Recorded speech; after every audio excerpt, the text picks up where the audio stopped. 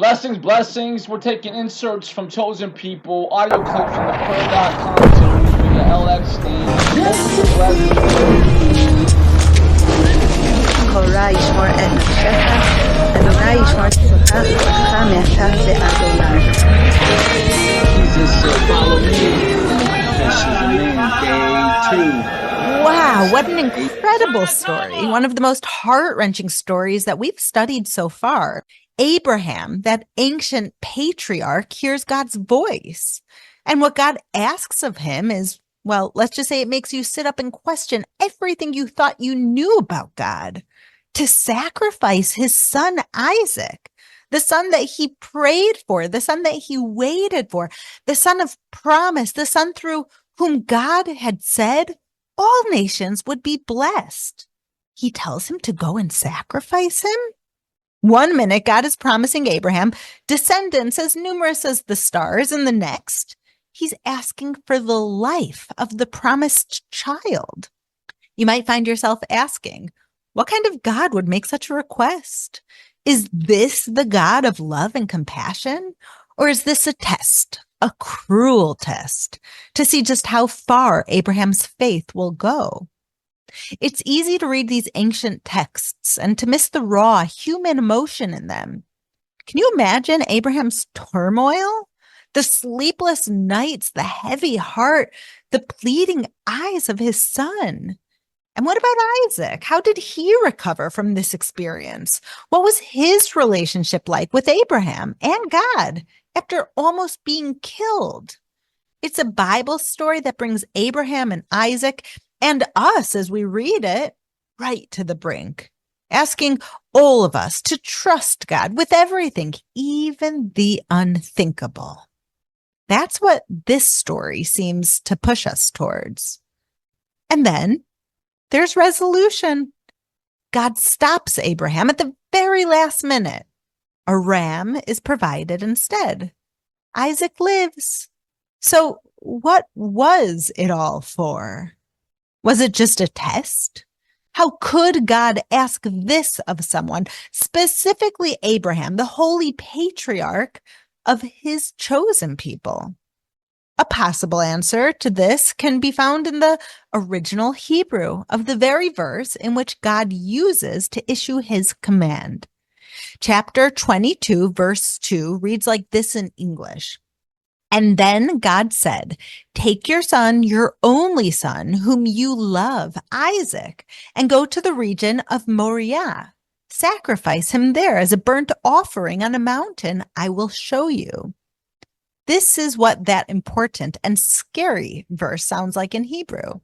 Vayomer kach na et bincha et yechidcha asher ahavta et Yitzchak velech lecha el eretz haMoriah ve'alu sham leola al echad ha'arim esarev amar lecha. So what is it that God is asking Abraham to do? Well, to answer that, we have to look at a very important word in that verse, and that word is olah. Let's say it again. The word is olah. Say it with me. Olah. Most translations interpret that word as a burnt offering, a sacrifice. And it's true, that is the word that's often used for sacrifice, but olah means something else. Olah also means that which goes up. That's the literal translation. Olah, which is translated in English in the Bible for Christians very often as burnt offering, literally translates into that which goes up. One of our great Bible commentators says that when the moment came for Abraham to sacrifice his son, God stopped him as if to say, no, I don't want you to kill your son for me. I want you to dedicate him to me as an olah, as someone who rises high in his spiritual life. Right? That word olah, that we always think that God is saying, I want you to dedicate him to me as a sacrifice. No, no, no. God is saying, I want you to dedicate him to me as someone who rises high in his spiritual life. You know, in the ancient world, there were many pagan cults, and some of them believed that the greatest thing a parent could do would be to kill their child in the name of their god. That would prove their dedication to this god of theirs. Child sacrifices back then was mainstream. But in this Bible story, God is saying, no, I do not want that. I don't want your son to die for me. I want him to live for me. This was the epiphany of Abraham. This was a proclamation from God to the Jewish people and to the entire world, a new concept. Yes, there have been many times in our history that we have sacrificed our lives for God, for who we are as his chosen people. But that isn't the main lesson here. We're not supposed to die for God. That's not the ideal. The story of Abraham and Isaac teaches us that the ideal is to always be living for God. One area of the fellowship's work that resonates deeply with me is the support that we provide to Israeli soldiers and veterans and their families. Among these brave souls are remarkable lone soldiers. These are young men and women from across the globe who arrive in Israel with no family. They're all alone, and they come to Israel driven by a sacred call to serve in the Israel Defense Forces, protecting this holy land. I stand in awe of their courage, their readiness to step forward and declare, sometimes at 18 years old, here I am to the call to defend Israel. And I thought about the soldiers of the IDF while listening to today's Bible story. You might ask, why is that? Well, after stopping Abraham from sacrificing Isaac, the angel pronounced 3 blessings over Abraham. But only one of those blessings was actually new. The other 2 had already been revealed to Abraham in earlier passages in Genesis that we've already looked at, we've already seen. The angel promised Abraham that his descendants would be as numerous as the stars in the sand, and that they would conquer their enemies, and that all nations would be blessed through them. The message here strikes a very poignant chord, familiar to all Israelis who have served in the IDF, familiar to all parents with children of military age, me included, and familiar especially to the families of every fallen soldier. May we never know.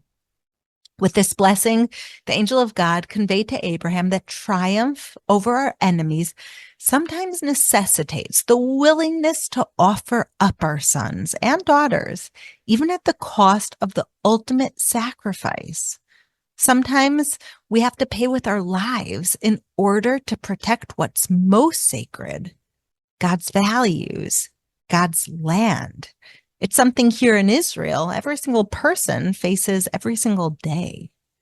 And that's why at the fellowship, thanks to our faithful supporters like you, we are able to work around the clock to comfort not only the orphans and the widows, but to comfort the brave young men and women of the Israeli Defense Forces, as well as the families of the fallen soldiers who gave their lives defending our freedom.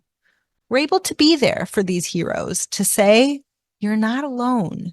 Millions of Christians stand with you in your plight for freedom, and recognize that you are not only living for God, but you're willing to die for him as well. May their memories and their sacrifices never be forgotten, and may their courage inspire us all to stand firm and stand in faith in the face of adversity. And that's what the story of Abraham and Isaac on Mount Moriah is really about. It's about faith. Faith is a word that we often use, but do we really understand it?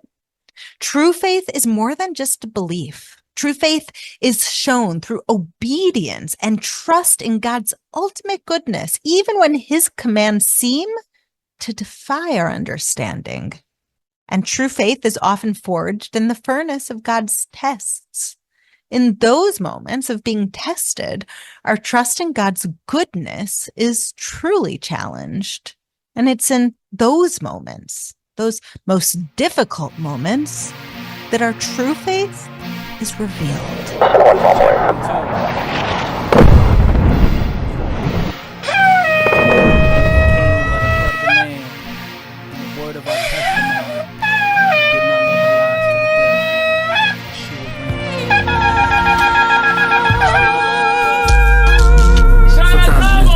About it, subscribe and get down with it. The Lord bless you and faithfully serve.